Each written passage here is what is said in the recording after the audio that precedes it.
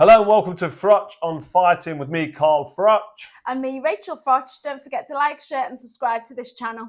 This episode is brought to you by Cobra Casino. So there's not a great deal happening in the boxing world at the moment. We're all looking forward to the 23rd of December, the heavyweight clash in Saudi Arabia. We know who's fighting then. But, there is Sonny Rodriguez. Yes, there is. No, there's not. There is. Sonny Rodriguez. Yeah, Sonny Rodriguez. Sonny Edwards against Rodriguez. She knows what she's doing.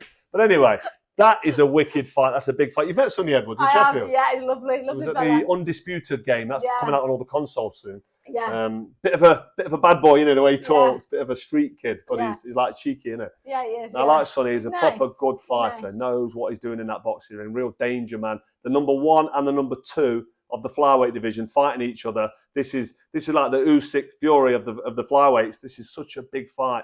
Number 1 and number 2, like I've just said, and this is what we want from boxing. So this weekend, Sonny Edwards, do the business, my friend. All the best to you. Come on, let's have it.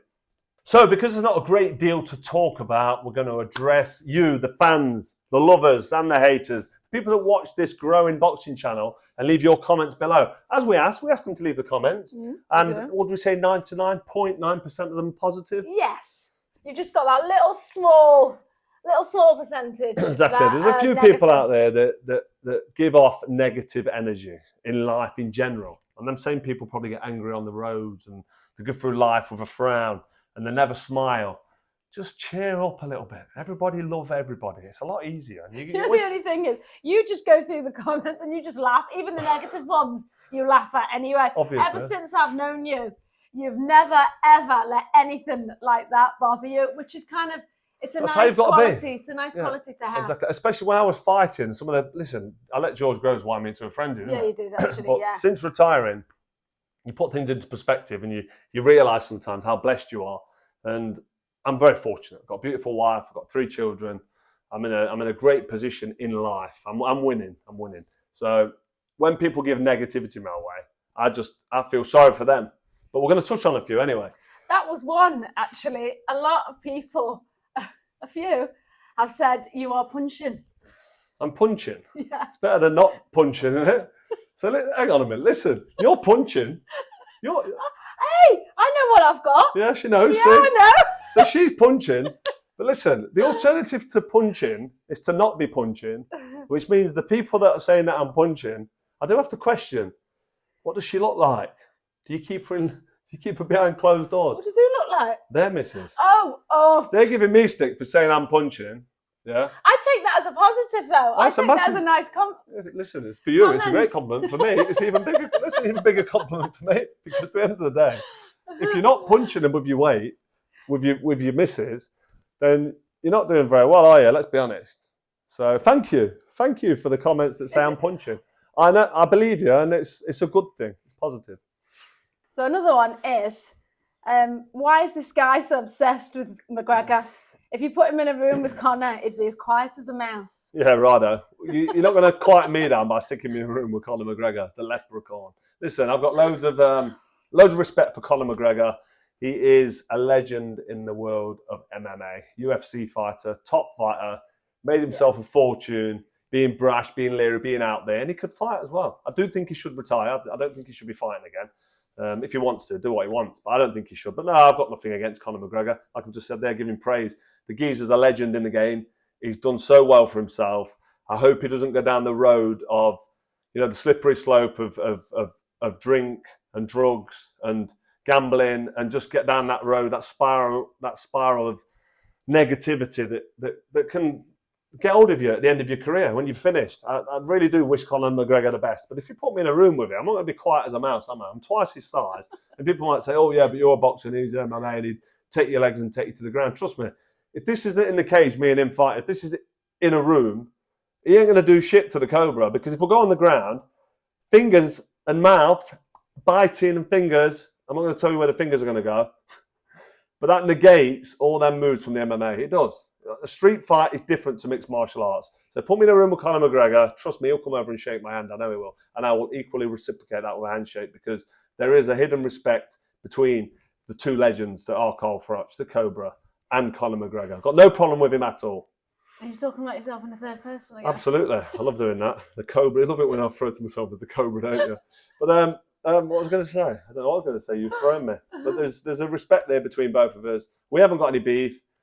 There was potential of me and him. No, there was no potential, actually. But if there was potential of an exhibition fight with me and Conor McGregor in the boxing ring, of course I'd take it. People were talking about it. I entertained it for a bit, but it's not realistic. It's not going to happen. But I've got no problems with him. I just wish him all the best. Next. So someone's actually said you're a top champion, but why are you actually doing this boxing channel?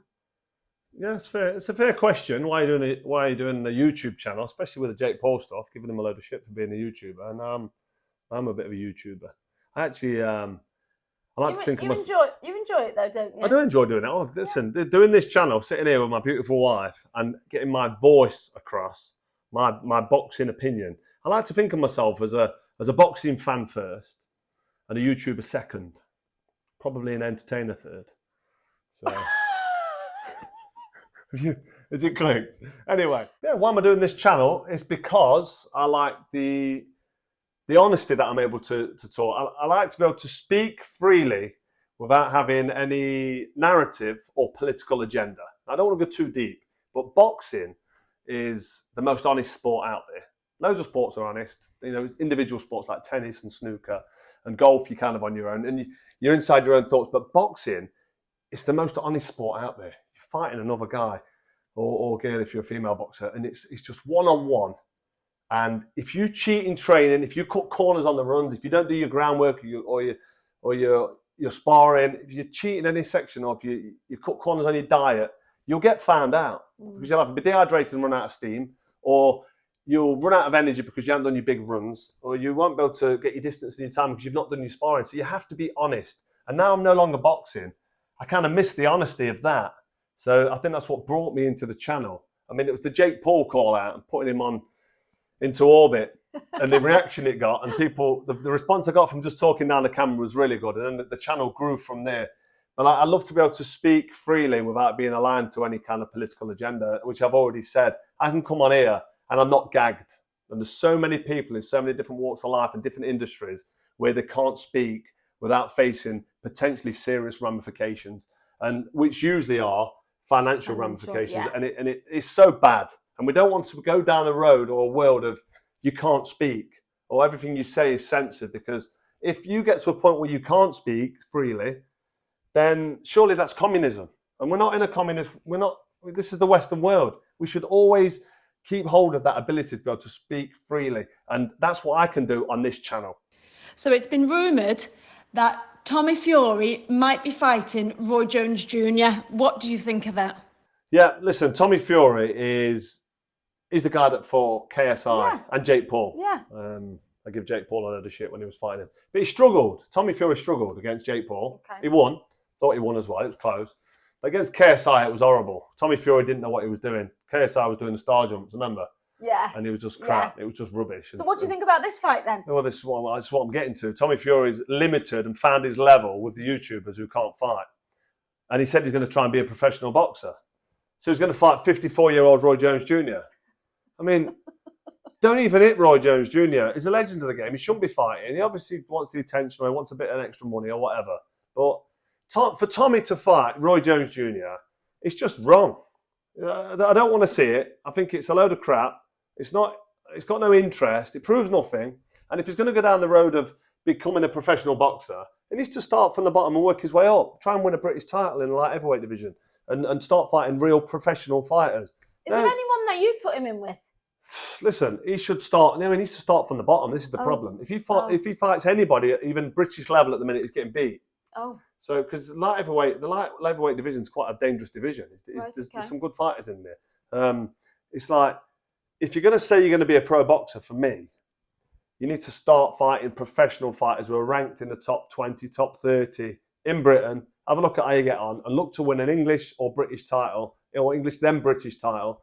Go for the British title, maybe go for the European. But that's the old school route. That's the proper route where when you know what you're doing, you know how to fight.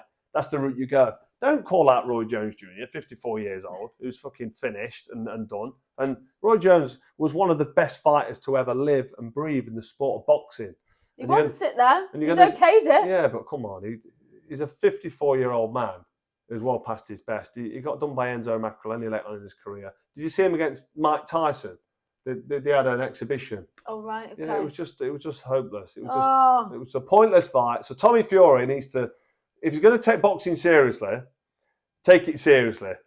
If you're going to still be a YouTuber, I get that you're making a fortune fighting these bums, and you're just about scraping through in dodgy performances. But the Roy Jones Jr. fight, leave it alone, mate. It's a load of shit. It shouldn't be happening. It's fucking bad for boxing. Don't do it. I don't want to see it. I don't think anyone wants to see it. Leave it alone. So Wilder has come out and said on Anthony Joshua, I've always thought Joshua was mentally weak. This has not just started. I've always thought he had a very weak mentality, especially when it comes to fighting me. It's no secret. It's Wilder said that about AJ. Yeah. Wilder's been quite respectful and quite complimentary of Anthony Joshua just lately. He was at the press conference. He's trying to build something up now. I thought it was like being nice and polite. Don't want to upset him because if he does, he might sulk and not fight him. Wilder wants that fight because Wilder's confident he's going to chin AJ. A lot of people think the same. I mean, if Wilder fought AJ in the next fight, I'll make Wilder the favourite. And that's just because of where AJ is mentally and where he needs to be. So after the Otto Wallin fight, the 23rd of December, Anthony Joshua might prove to me that actually he's got some of that aggression and some of that raw, old school mindset where he goes for the kill and he just goes for it and puts combination punches together. He's one of the best finishing heavyweights he was in the business. He'll put shots together. When he got clipped by Dillian Whyte and then finished him with that uppercut. When he climbed off the canvas against Vladimir Klitschko in front of a few people at Wembley Stadium. I was there that night. And it was just a good performance. And since getting beat, we all know what I think of that. I just think mind is not right. So Wilder's saying that he's mentally fragile. Yeah. Well, I agree with him. But that's the first time Wilder's actually dug him out and given him some shit. And that will be because the fight's been announced, hasn't it? It has. It has. For March 9th in Saudi Arabia. So March 9th, Saudi Arabia. Oh, as long as they both win their fights on the 23rd. He's got to beat Wallin. AJ's got to beat Wallin. And Wilder's got to beat Joseph Parker. Yeah. Which I think they both will do. I mean, there's a caveat to that, which could be that AJ might lose on points to Wallin. He's not a massive puncher, Wallin, but he comes in, he tries to win. He's got quite quick hands. He throws combination punches, and he's fit for 12 rounds. And if he comes to win, and AJ's being negative on his back foot, he might just end up fucking it up and losing the points decision, which I hope he doesn't. Sincerely, I hope he doesn't. Because I want to see AJ Wilder, and then I want to see the winner take on maybe Fury. But I don't know if I want to see Wilder Fury again. So Anthony Joshua, though, has said on Tyson Fury and Ngannou, I think Ngannou won that fight. Bodybuilders up, dossers down. He just looked like a fat slob that can't fight. He said bodybuilders can't fight, but he got smacked up by one. I heard that. That was Laura Wood on the TNT interview. I watched that yesterday. Oh, was it? Yeah. Good luck to him, but he's got to stop running his mouth because it does come back to bite you. Listen, that's Anthony Joshua growing a set of knackers, having a proper go there at Fury, because Fury did struggle against Ngannou, but he did it was tough, wasn't it? He did get smacked up against a guy who was just making his pro debut, but I don't know why AJ's all of a sudden growing a set of knackers against Fury. Maybe he's seen something in Fury now that he thinks Fury's maybe at the end of his career. Maybe he thinks Usyk beats Fury, and that fight's never going to happen with him. But it's interesting to see or to hear and see Anthony Joshua give some shit out to Tyson Fury, because he's always sit back, quite reserved, doesn't say a great deal, too disrespectful. But now it's nice to see AJ biting back, and nice to see that he's getting involved in this back and forth banter, because it shows that he might actually be starting to believe in himself and start to get himself drummed up to a good fight. He's got Ben Davison helping him out in this fight against Otto Wallin. That might bring a new element to his game. I know he's worked with him previously, but it's quite good that the banter begins with these heavyweights. So that fight being announced, when was it? 23rd of... Yeah, 23rd of December, and then it's now 9th of March in Saudi. So 9th of March in Saudi, AJ Wilder, provided they both win their fights. Yeah. That's exciting. Let the games begin. The verbal battles begin. And Anthony Joshua has fired the first shots. Let's see what Wilder comes back with. Did you love doing all that verbal? Was that something that you enjoyed doing?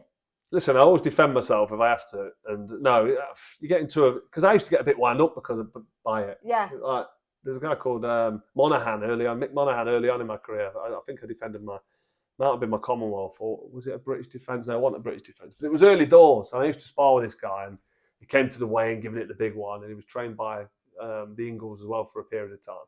So he came with that mindset, and it's not very nice when someone's in your face giving you beef, but you have to stand up and defend yourself. But you let the fist do the talking on fight night. So as long as you've done the training, you get in the ring and you do your business. Yeah. You know you've got what it takes. It might take you a couple of rounds to get into it and look him in the eyes and work him out. As soon as you start smacking him in the face, it's a different story. All that jibe talk stops when they get punched. So that's it for another episode of Froch on Fighting. I noticed how you missed out the question about what's it like to be married to a 4-time world champion, legend, Hall of Famer. You missed that. Where's that one on your? Stop giving yourself a big head. Shut up and carry on. Really? You're not going to ask that? You're not going to answer the question? No. No, you know. I've been with you long enough to know. Yeah, true. She knows. She knows she's punching. But anyway, this has been another episode of Froch on Fighting. Don't forget to subscribe, and we'll see you next time.